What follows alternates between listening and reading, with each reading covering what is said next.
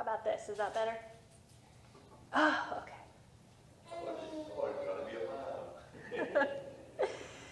So, good evening.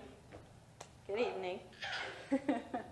Here, I am happy to be here. Thank you for the opportunity to come to share what God is doing in Africa, specifically in the country of Liberia. I am super excited to be a part of the work that God is doing. I like to start my presentations with sign language, with no voice, because it gives hearing people a little bit of an idea of what a deaf person goes through when they're surrounded by hearing people. They see the faces and they know that something's going on, but they're at a loss as to what is happening. So I like to start with sign language so that you can kind of see a little bit of what they're going through. And I have a poem here. It's called A Signing Hand. It's from the perspective of a deaf person. It says, I watched the faces and did not understand. Then I was enlightened by a signing hand. The confusion slowly faded away as the clouds on a clearing day. I gladly watched the signing hand and smiled, because now I understand. In Liberia, there are many, many deaf that don't understand the gospel of Christ. There is a sign language in Liberia. It's based on ASL, so it's pretty similar to what we use here in the United States, but with some Liberian flavor. And even though they have a sign language, there are many deaf there that don't know that sign language. So even if I were to go and sign to them, they still would not understand. Someone has to first teach them the language before they can understand. That is my main motivation for wanting to go, because I want to take language to people who do not have language so that they can then hear the gospel and understand and be saved. How do the deaf hear? They don't hear with their ears. They hear with their eyes, and they hear with their heart. And about 3 years ago, the deaf stole my heart. So I'll start back at the beginning with my testimony and work up to how we got here. I was saved when I was about 4. As Pastor said, I grew up in this church and surrendered to missions when I was about 12. Most of you know this story. When we had been reading missionary biographies, and I had just finished one about a medical missionary to Africa and all the crazy wild adventures and things that he had run into there, and I was terrified of Africa. So when I surrendered, it was a partial surrender. Lord, send me anywhere except Africa. I don't want to go there because I'm scared of that. And so the Lord kept growing me. And as I finished high school, I started looking at college, and I went to school to be a registered nurse. My motivation for that was because I was very close with my grandfather. And he had a lot of medical issues, heart problems, lung problems, diabetes, things like that. And in my young mind, the best way to take care of him was to be trained as a medical professional. It seemed logical. So I pursued that, and I did get to take care of my grandfather. God is so gracious and just so kind, and he gave me the desire of my heart. I didn't necessarily recognize it at the time. I had gotten very preoccupied. Once I got into nursing school, I started meeting people and making friends who weren't Christians and getting sidetracked. And then I got my first job and started making a little bit of money and realized how much I liked material things, and again got distracted. So I was too distracted at the time to recognize just how good God had been and how he was answering my prayer and allowing me to care for my granddad. It took about a year for it to register. And during that year, God took me through some very deep valleys, but they were needed. It showed me just how distracted I had gotten and just how far I had wandered from the shepherd. And it reminded me just how much I needed him. So I traveled. I planned a trip to the country of Ireland because I had just always wanted to go there. And I was like, okay, Lord, I know I surrendered to missions a long time ago, and it had been about 16 years since I had surrendered to go. And there really hadn't been many opportunities to be involved in missions, and also it's like, you open the door and I'll go. I will take a missions trip on my own to prove to you that I'm serious, that I will be a missionary if that's what you want. And he opened all of the doors, performed double miracles in convincing my father and my friend's father that we should go. Like, that in itself was like, yep, we're supposed to do this. So we went. We spent 10 days there. And during that 10 days, every morning I went out and I spent time with God and prayed and just begged for his will, and again, as he would bring strongholds to mind, would just surrender those areas. And after about 16 years of partial surrender, he finally brought me to a point where I could surrender all. Amen. And it was hard.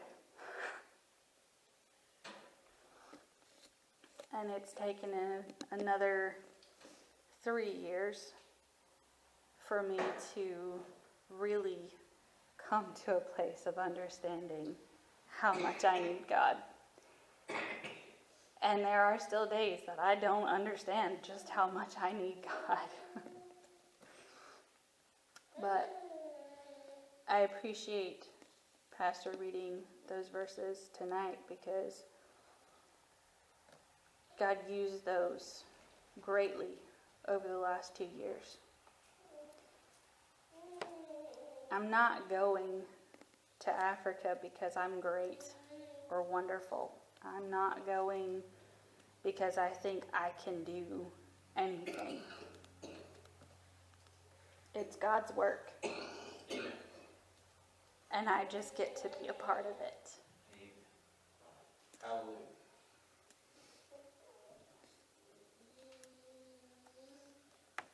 If I was relying on my strength, I would still be terrified to go to Africa. But as the song tonight said, God will take care of you. He has called me not just to a place, he has called me to a people and to a work. And he will provide, and he will care for me wherever he calls me. Amen. And will sustain me in whatever he calls me to do.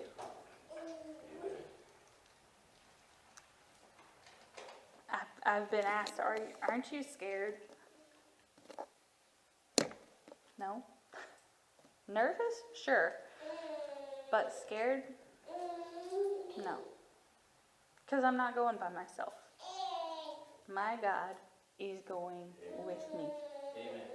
In fact, my God is already there. And he's already working. He is paving the way and preparing hearts for his messengers to come to bring the good news of the gospel. Amen.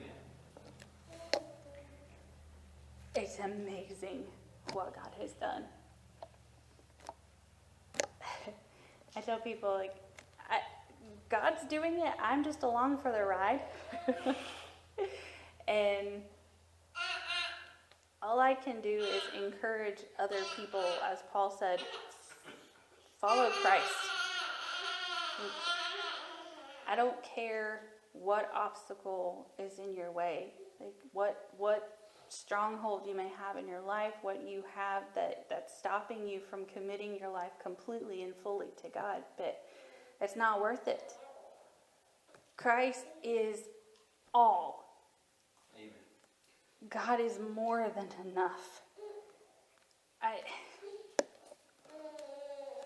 People talk about how I was a nurse and I left a lucrative job, and it seems crazy, but I haven't lacked for anything. I haven't lacked for anything since I walked away from nursing, and honestly, I haven't missed it. I'm so satisfied and fulfilled in what God has called me to do that I don't miss it. I'm keeping my license, keeping it active because God has given me that tool, and He wouldn't give me that just because. Like God is a God of order. He is a God with purpose and reason, and so I know that it's going to come back into use later, but it's not my focus. My focus right now is to just follow God day by day, step by step, in what He has next. And He's amazing. God, so this is how awesome our God is. Okay, I can finally tell you a big piece of what God is doing in Liberia. So when I was there 3 years ago, there was one deaf school. And that's where my team and I went. We worked there, and I learned how to teach the deaf. I knew my ABCs, and that was it. And I had a little boy brought to me, and my director said, I want you to teach him how to spell. I said, okay, I don't know sign language. He's like, that's okay. You know how to spell, you know your ABCs, teach him how to spell. Okay. So I had a sheet of paper with pictures, and then under the pictures was words. And I would show the little boy the picture. His name was Allington. I would show him the picture, and then I would show him how to spell it. And he would copy. And then he would teach me how to sign the thing. So as I was teaching him, he was teaching me. And that continued on for a couple of weeks. And then next thing I knew, I was helping out with the minimal language, sign language Sunday school class. So that's people who don't really know sign language yet. And I was teaching them about God. They didn't even know their own name yet, but I was teaching them about God. And it struck me that we have an incredible opportunity. These people, the first things that they learn is that God made you. God made the world. Like, they're learning, their first words are God made. Now, they may not understand it yet, but they will. And it blew my mind we had that opportunity, and I was like, God, who's going to do this? Who's going to help them? Who's going to teach these people how to know you? And this time I was ready for the answer when he said, you are. And instead of being like, no! I was like, really? Okay. So my team and I, we had to leave Liberia, and we went over to the Ivory Coast. And I enjoyed the Ivory Coast, but I cried leaving Liberia. It broke my heart to leave because there was just so much hunger. The deaf, the hearing, all of them. They couldn't get enough of the gospel. They couldn't get enough of learning and beginning to understand. It's true. The field really is white unto harvest. But the laborers are few. We need more people on our team to Liberia. Right now there's me, and there's another lady. Her name is Monique Lindsay, and she has a background in special needs education. She's also on deputation at this time. And amen, Lizzie. And now it's official. We have a couple who is going to Liberia as well. Their names are Bruce and Amanda Stewart. They have a little girl. Her name is Belle. And the Stewarts have been on deputation, and they were headed for the country of Gabon, and that's also in Africa. But that country is currently closed to them coming in. So they talked with their pastor, and they prayed, and they just want to be used where they can be used. And right now there's a need in Liberia. So they've changed their field for now for the next 3 years to be in Liberia to help with the work that's going on there. Because we're transitioning from having one school to now 2 schools very soon. And that's just another thing that God has done. There's a couple, a pastor and his wife, in the capital of Liberia.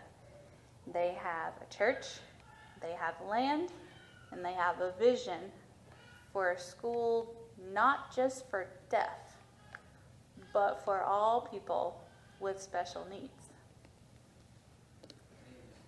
And God allowed their paths to cross with my mission board director when he was there back in March.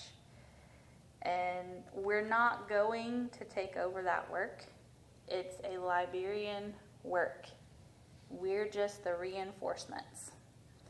We're going to help and with having a school in Ganta City, which is about 5 hours from the capital, and then a school in the capital. We need teachers.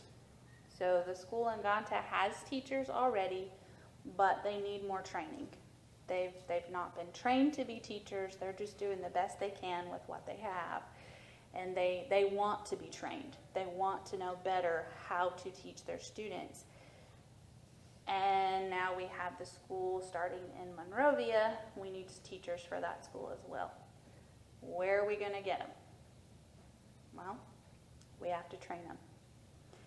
So we're also looking at starting a teacher training institute, which I'm super excited about because that has been my vision for quite some time, is to start a school that trains teachers, especially not just in teaching, but in how to train others. 2 Timothy 2:2 is very dear to my heart. And the things which thou hast heard of me among many witnesses, the same commit thou to faithful men who will teach others also. I love that verse because you have 4 generations of Christians And it's all about training. Amen. Like discipling, teaching others how to know God and how to make him known to others. That's our purpose. Our purpose is to know God and to make him known. So, quick recap. We have schools, and the purpose of our schools is not just to give deaf people language and not just to teach them reading, writing, arithmetic, all of those things, but to really instill in them an understanding of Christ, to see them saved, to see them discipled, and to see them going out and reaching their communities. My prayer is that I can't be a church planner, but perhaps some of these little boys that come in will grow up to be church planners that reproduce church planters.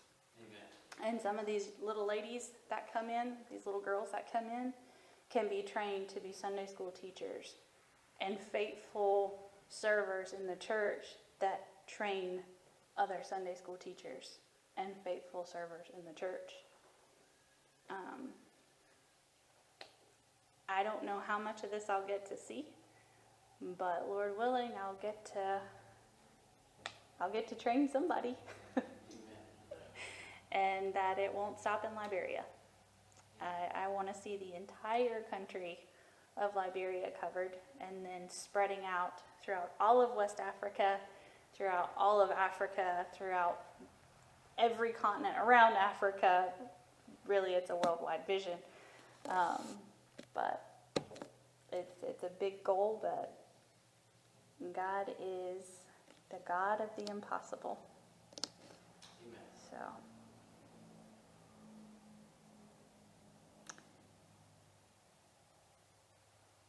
I get speechless when I think of just how powerful and how wise and how awesome our God is. Amen. Thank you for listening. Thank you for your attention. Thank you especially for your support. This is your ministry. This is your work too. You're a part of it. You may not be in Africa, but the fruit of this ministry belongs to you too. It will be laid to your account. Thank you. Love you all. Carrie, question? Yeah, just do questions. Do questions, okay. Yes, sir. Is a lot of fish over isolated? Yes. How is the transportation over there? Mm, I know that they got vehicles, I'm sure that. What is it, motorcycles or bicycles or? a lot of motorbikes. The question was about transportation. Yes, they use a lot of motorbikes, what we would call dirt bikes, motorcycles, things like that. They do have cars, but it's mostly motorbikes. You'd be amazed what they can fit on one. They use them like trucks. I've seen what they grow on one of them. Almost a house or whatever. Just about. The roadways over there are poor, aren't they? Most of the roads are dirt. There is a paved road all the way from Monrovia to Ganta City. I'm not sure. I think it runs through the entire country. And it's the best road. Most of them are dirt.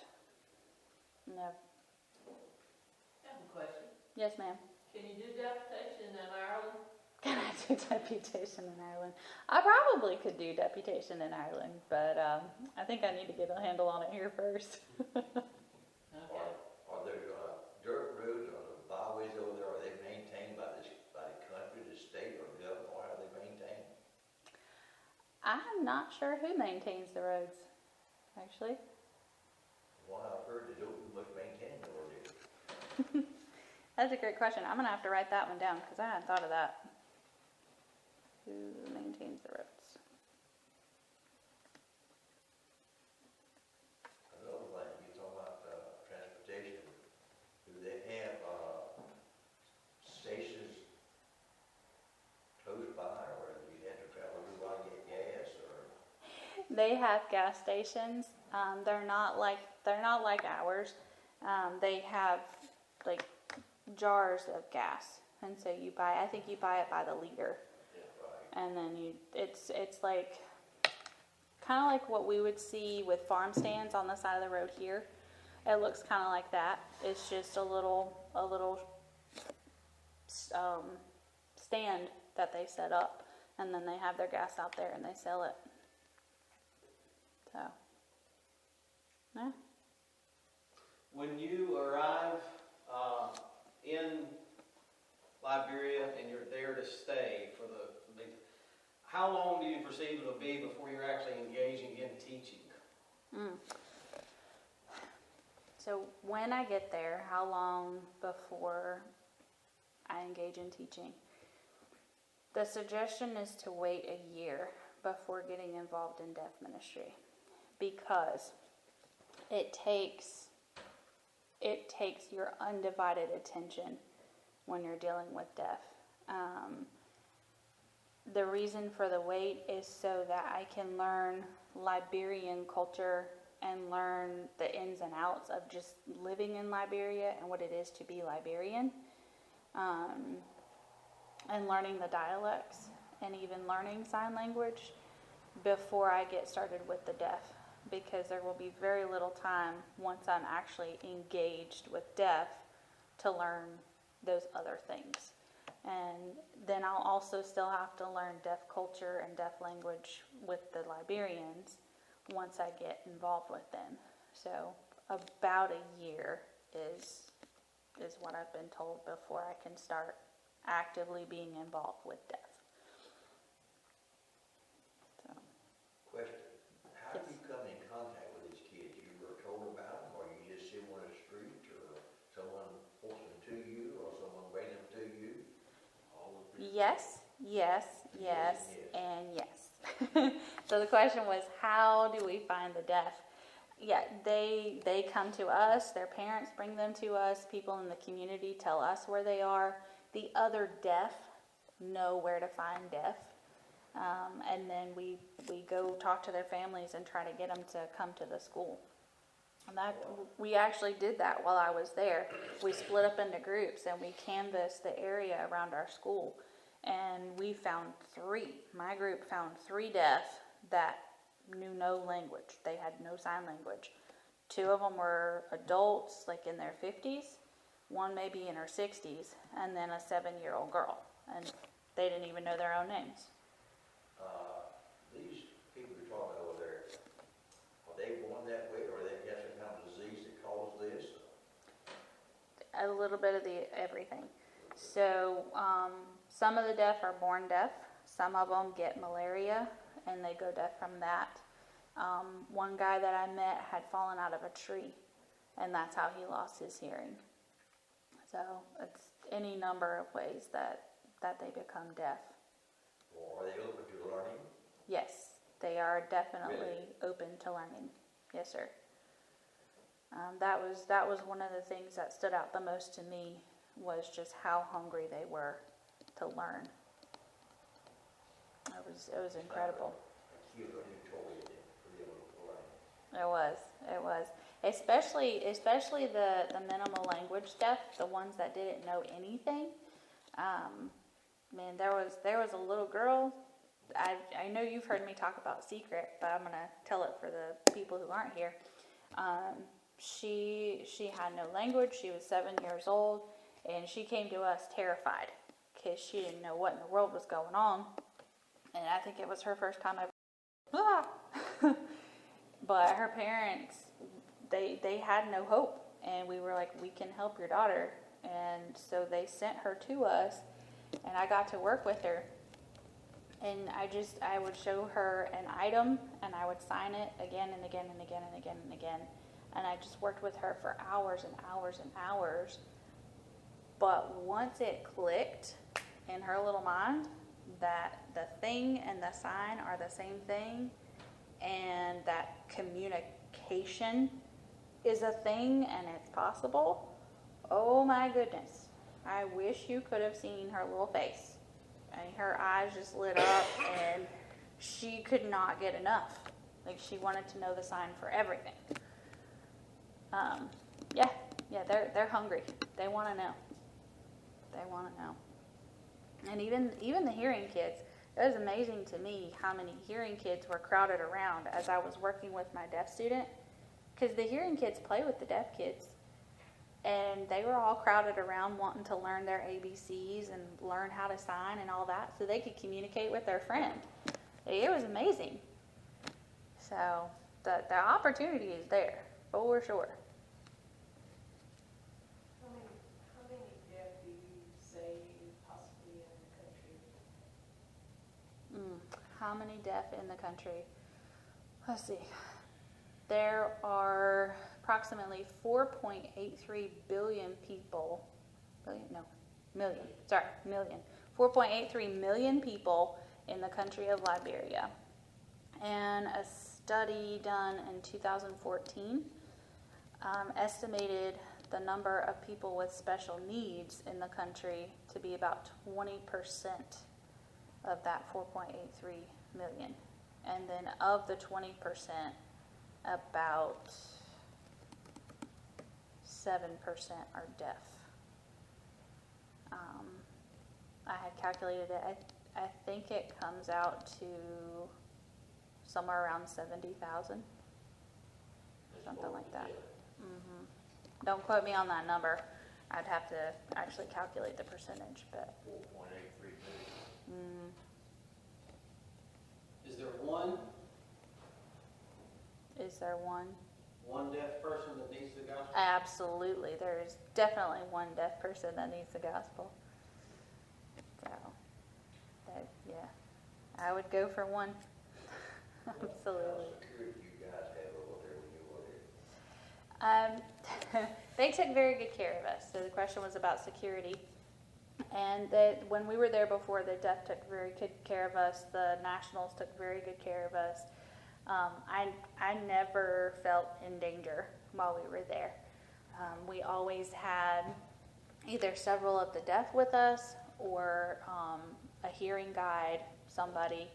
And there's the national pastor that started the school in Ganta. His name is Edwin Bohr.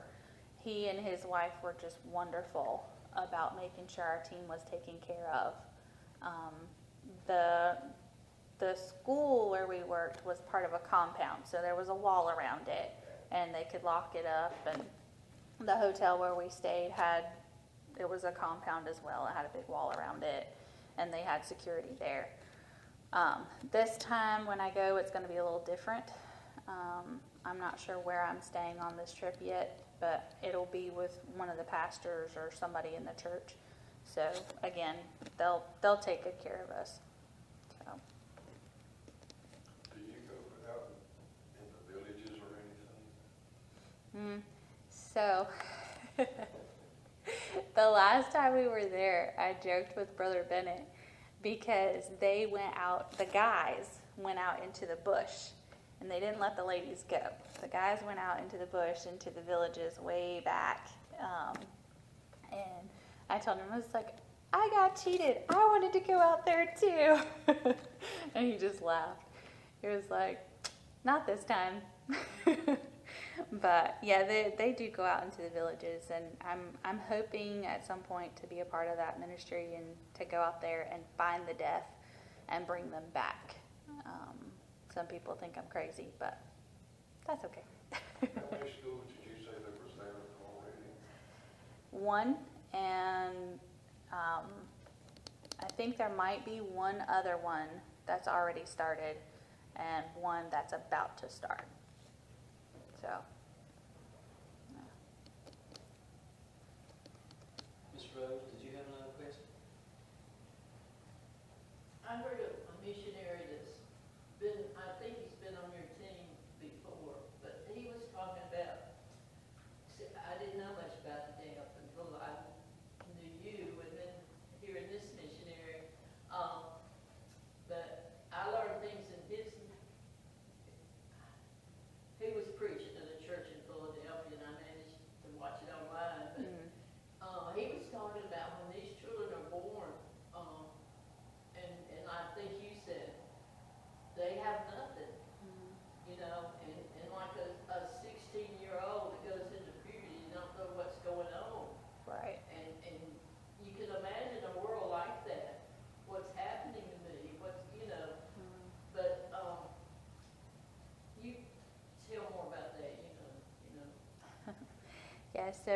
what it's like for 'em.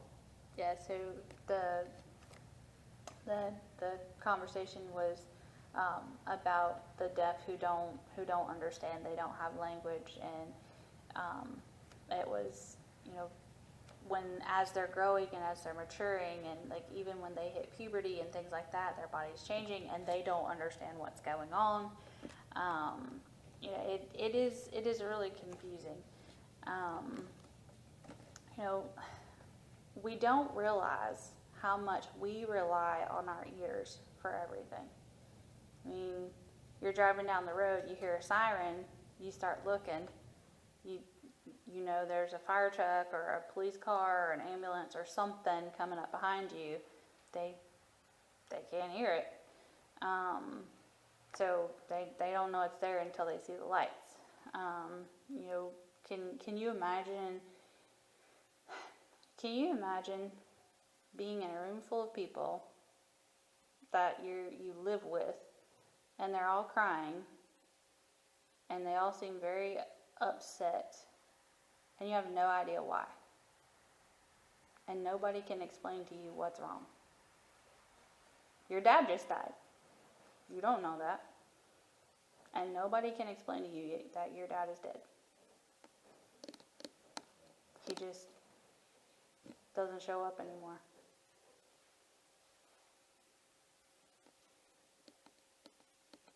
It's a very lonely, isolated, confusing world for them. A world with no hope.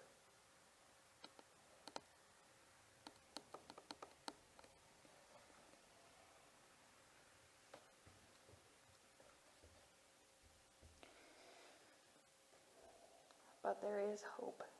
Amen. And I want to bring it. I volunteer. Here am I. Send me.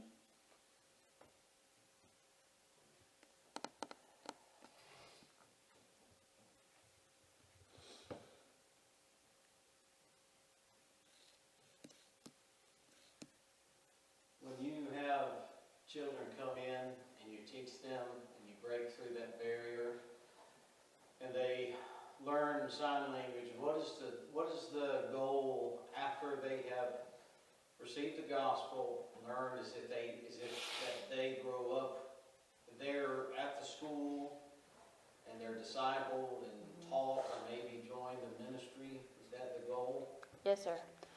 The question was, what is our goal once a deaf child has come in like that? We've given them language. They've been saved. They understand. What is our goal for them?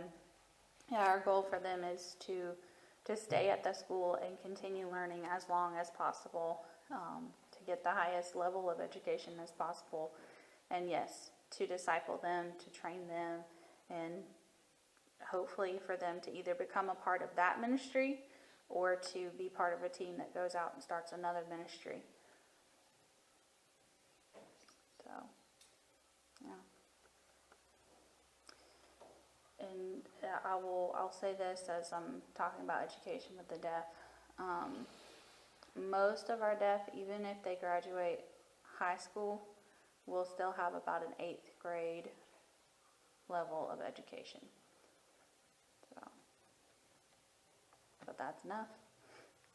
That's enough for them to know how to read the Bible. That's enough for them to know how to witness. That's enough for them to make a difference. That's enough for them to serve faithfully. And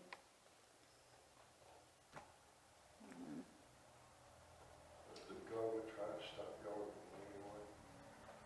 the government, no, they haven't so far. Some governments don't like it. Yeah, no, we haven't had any problems with the government.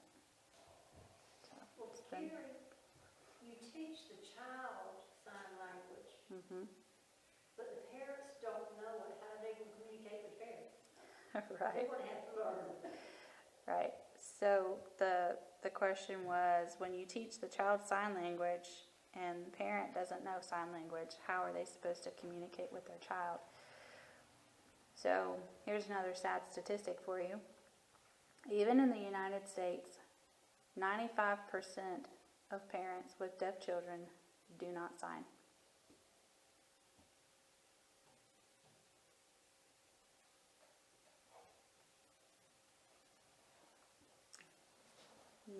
In case you missed that, 95% of parents in the United States with deaf children do not sign.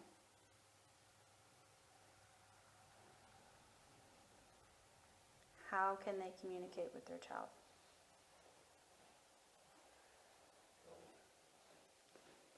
Is that because they don't know or they don't want? I don't know. But our goal is not just to reach the deaf. Our goal is to reach their families as well. And that's what my friend Monique says all the time. She's like, these kids, these adults that come through, they have families. And while our efforts are geared and specialized toward deaf and toward people with special needs, we're not going to bypass their families. We need to reach them too. They have parents, they have siblings, they have aunts and uncles, they have cousins, and they have grandparents, and all need the gospel. And who's to say that those people won't also come and, like those hearing kids that gathered around their friend to learn alongside him so they could communicate, who's to say these parents won't come and learn too? And then they take the ministry and run with it. Yes, we definitely want to get parents involved. We want to get siblings involved. We want families involved in what we're teaching at the school. So.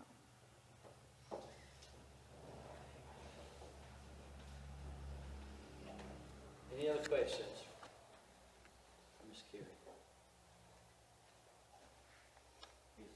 You said the population in Liberia is 4.83 million. Mm-hmm. How many of those are in Monrovia?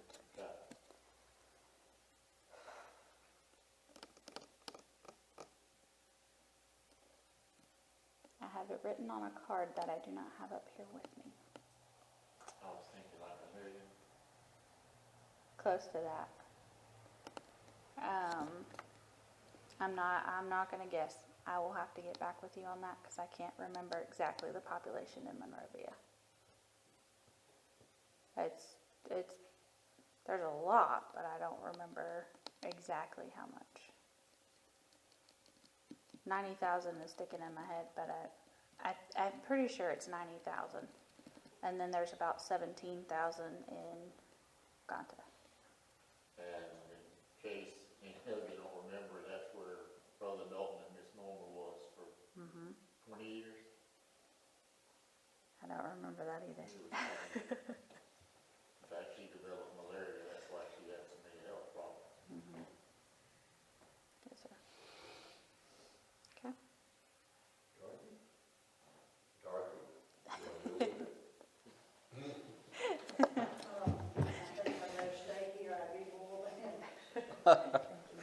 Thank you, Miss Carrie. Isn't that a blessing? We are going to be praying for Miss Carrie. We're going to help her with our support, our love, and our care. And I'm excited. I'm excited that God is still sending people, still calling people to the mission field. We have people watching on Facebook.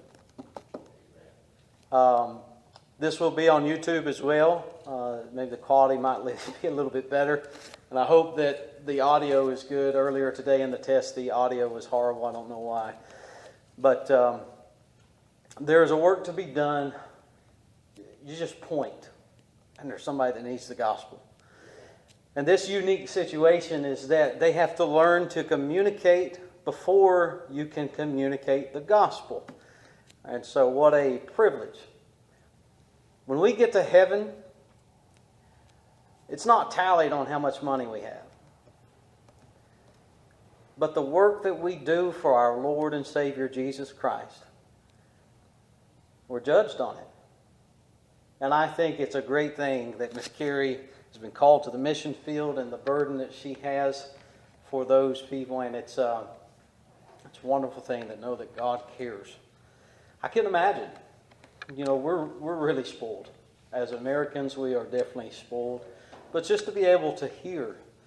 I've seen videos of missionaries, and actually a former pastor of mine had went on a missionary trip to Africa. I don't remember exactly where it was, but they would drive for like 9 hours on these, what seemed like just a nowhere road. And then they would pull into this village, and as soon as they come into this village, hundreds of people would come and just surround them, jumping up and down, clapping their hands, singing songs. They were so glad that somebody had come, and they knew that the missionaries were coming. The missionaries are coming. The kids wanted candy, and the teenagers thought it was great if they got a Bible and things like that. But everyone was so happy that the missionary was coming to tell them about God and about Jesus. Imagine being the 1 or 2 or 3 kids in that crowd that can't hear what everybody's talking about. You can't hear what everybody's singing. You can't hear what the missionaries are saying. That's the people Miss Carrie is going to, and her team. And I think that's a wonderful thing. I'm sad to admit it and ashamed, but I've never given a second thought to deaf people in foreign countries until I learned that Miss Carrie was going. And I'm grateful that God, He never forgets. And I'm glad that He's sending her. Thank you so much, Miss Carrie. I'm glad that you are willing to present here tonight. We love you, and we're going to support you as much as we can with our prayers and financially as well. Let's all stand. Thank you for being here tonight. Thank you for showing your support for Miss Carrie. I hope it's been a blessing to you. Thank you for our visitors. It's good to have you. And Miss Dorothy and Miss Tammy, it's good to have you tonight as well. Let's bow our heads and we'll be dismissed.